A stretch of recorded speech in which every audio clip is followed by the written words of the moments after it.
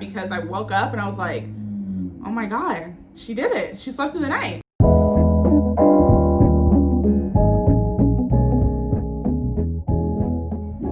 Hey everyone, welcome back to my channel. Thanks so much for clicking on this video. And if you did click on this video, that means that you're a mom or dad that's not getting any sleep. No, but for real. So if you're watching this video, I'm sure you're probably in the same predicament that I was in a couple months ago, and that is your baby's not sleeping through the night. And I understand how frustrating this is and how hard of a time this is. So I'm here to give you guys all my tips and tricks on what I did to get my 10-month-old to sleep through the night. So let's get right into the video. So first of all, I wanted to say I know my baby was super late at the game. So I know most babies start sleeping through the night at around 6 months old. So Amina was 10 months old when she finally started sleeping through the night, and it was consistent. And I would say 11 months old when she started doing her naps and sleeping through the night all together in her crib. So I want to give you guys a little bit of background information about why it took me so long to get my 10-month-old to sleep through the night.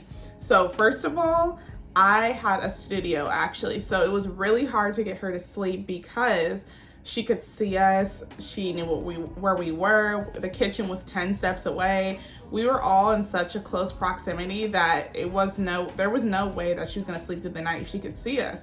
We'd even try to turn off all the lights and like be super still and like don't talk. It was so hard. When I first started off doing this, I would have the same routine every night.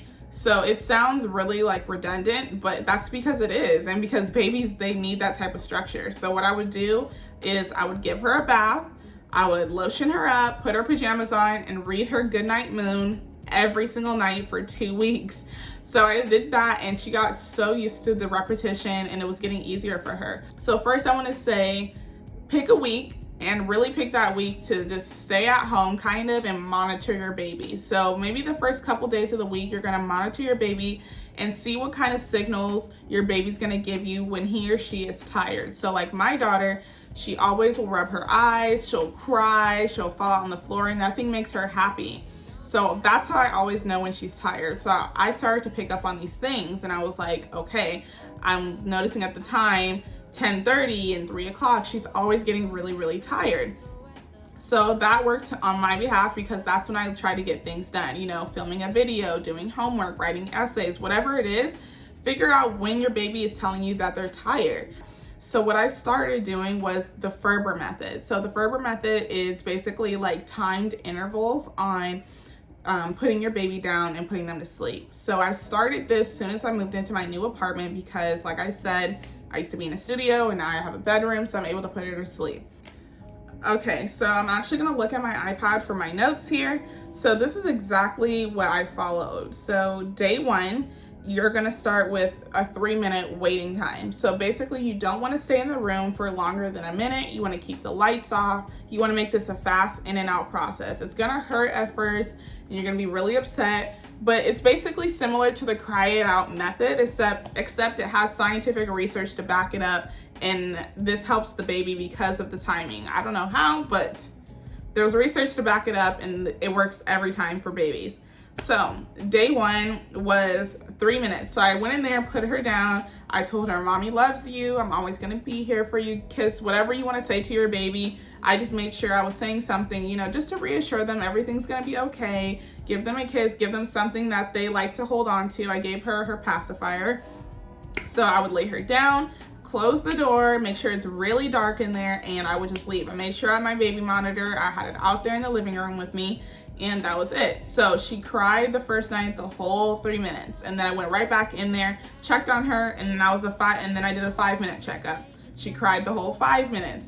So after the 3rd checkup, right after, she fell asleep. And that first night she slept, I would say, till 3 a.m. or so, and then she woke up and she tossed and turned for a little bit, and then she put herself right back to sleep. So that's what you're gonna want out of this Ferber method, is you're gonna want your baby to be able to self-soothe. You want your baby to learn how to put themselves to sleep because you don't wanna have to rock your baby and tiptoe and be quiet and do all these things. So like I said, that first night was probably the worst night out of all of them, but she lived, she got through it, and everything was okay. So day 2. So day 2 was starting with 5 minutes instead of 3 minutes. So we started with the 5 minutes, and by the second night, she already knew what was happening because I would hold her, you know, the bath happened, I would lotion her up, read the goodnight moon, and as soon as I would walk in there to put her to bed, she would start gripping me because she knew like it was time to go to bed. But even though it's kind of sad and you want to hold them, it's honestly like a good thing. That means your baby's learning to put themselves down. So we put her down on that second night, and that was the 5 minute. So we put her down, she cried the whole 5 minutes. I went in there and no, I'm lying. That's the second night, she cried the entire 5 minutes, but she looked like she was getting ready to go to sleep. So I was like, okay, I'm just gonna kind of wait. So I just waited and I kept watching, and she rocked back and forth, but she looked like she was about to fall asleep, and she fell asleep at 7 minutes. So I was like, perfect. And that night, she slept through the entire night. So I was so happy about that because I woke up and I was like, oh my God, she did it. She slept through the night. And that's when I knew like this really works. But by the second day, naps weren't even a thing. It wasn't happening at all. I was just worried about her getting through the night. So day 3 was easy. She just whined a little bit, and as soon as we closed the door, she already knew. She went down, she put herself to sleep, and it was perfect. So after, I would say day 4, sleeping through the night was no problem anymore. She did it without a problem, without a fuss. She knew what was happening. And once she got that down, I started focusing on naps. I was like, okay, but at this point on day 4, I was still holding her for her naps, unfortunately. But you know, everyone has to do what they have to do. So I did actually end up just holding her for naps, and then I realized like, okay, this isn't gonna work because she's getting older. So I started doing the same thing for her naps. And once she realized like, okay, this is where I'm going for naps, for bedtime, it got easy again. So now she knows how to put herself to sleep at 10:30, 3 o'clock, and at nighttime.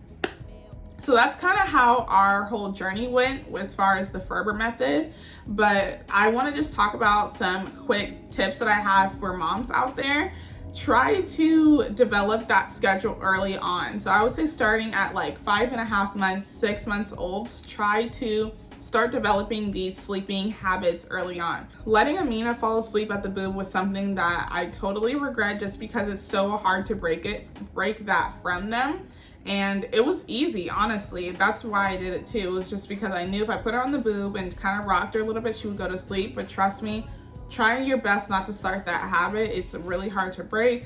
But at the end of the day, if that does end up happening, you can do it. You can get through it, and it's gonna be fine. And if you look up the Ferber method, you'll see how they always say to give your baby something that you know that they like. So for me, it was just a pacifier. I didn't have a levy or anything like that. I know that's the pacifier with like the stuffed animal on it or something.